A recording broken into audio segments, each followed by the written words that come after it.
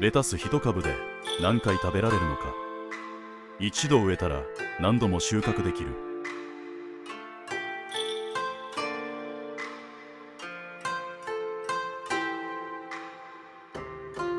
導入レタス1株チャレンジ。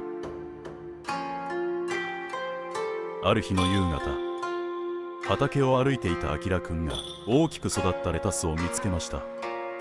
わあ、これすごく大きいよ。でもレタスって一回取ったら終わりだよね。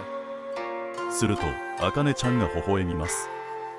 ねえ、あきらくん、実はね、取り方を少し変えるだけで何回も収穫できるんだよ。レタスって何回も食べられるの？その時、トラがレタスの横に飛び乗って言いました。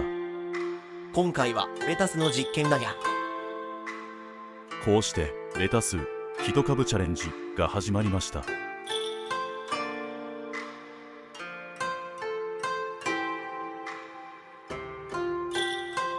第1章、丸ごと収穫しない。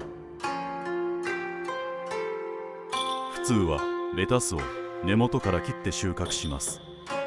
でも今回は違います。外側の葉だけを1枚ずつ取っていきます。中心の葉っぱはそのまま残します。全部取らなくていいんだ。そう、中心が残っているとまた新しい葉っぱが育つんだよ。植物って面白いよね。1枚また1枚、必要な分だけ収穫します。これなら毎日サラダが食べられるね。トラはレタスの横で胸を張ります。全部食べちゃダメなんだや。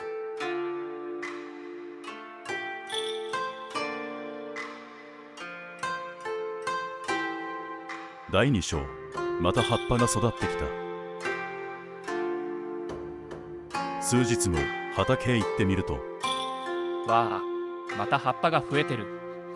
中心から新しい葉っぱがどんどん伸びています。本当にまた育ったね。植物はちゃんと生きているんだね。少しだけいただけばまた元気に育ってくれるんだよ。なんだかレタスと友達になった気分。するとトラが葉っぱの間から顔を出しました。レタスは働き者なんだにゃ。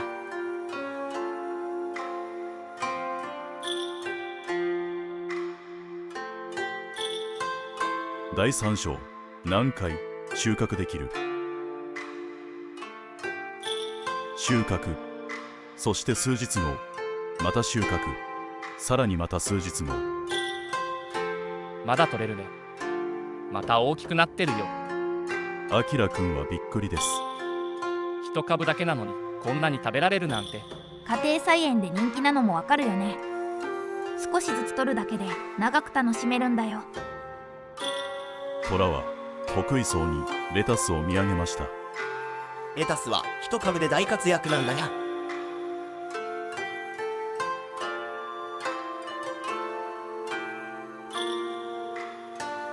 第4章、取れたてのレタスはやっぱりおいしい。その日の夕食、収穫したばかりのレタスが食卓に並びました。いただきます。シャキッシャキッ。わあ、すごくみずみずしい。そして甘い。あかねちゃんも嬉しそうです。取れたてだからね。時間が経っていない分葉っぱが元気なんだよ。家庭菜園ならではの贅沢だね。サラダ、サンドイッチ、チャーハン、少し添えるだけでも食卓が明るくなります。スーパーのレタスも美味しいけど取れたては格別だね。するとトラはレタスを見つめながら満足そうに言いました。新鮮なレタスは最高だにゃ。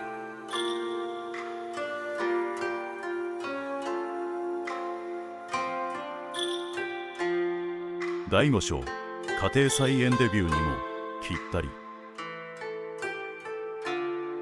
レタスは育てやすく、毎日の水やりもそれほど難しくありません。そして少しずつ収穫すれば長く楽しめます。これなら僕でも続けられそうだね。家庭菜園って難しいことから始めなくていいんだよ。まずは一株、それだけでも十分楽しめるからね。一株から始められるって気が楽だね。虎は胸を張って言いました。一株だから失敗しにくいんだや。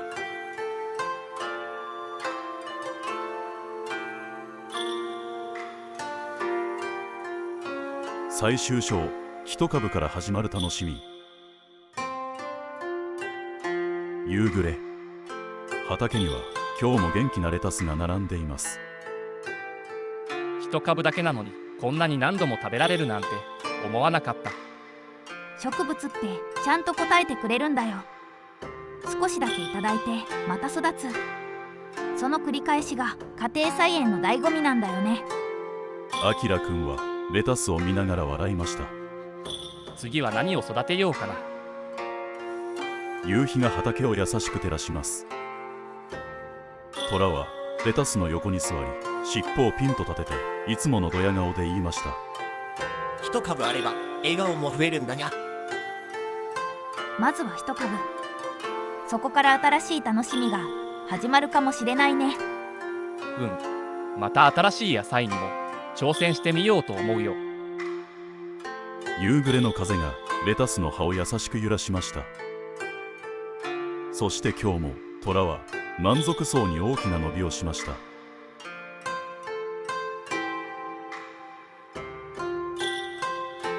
最後までご覧いただきありがとうございました。今回の動画が面白かった方はぜひチャンネル登録や高評価をしていただけると励みになります。それではまた次の動画でお会いしましょう。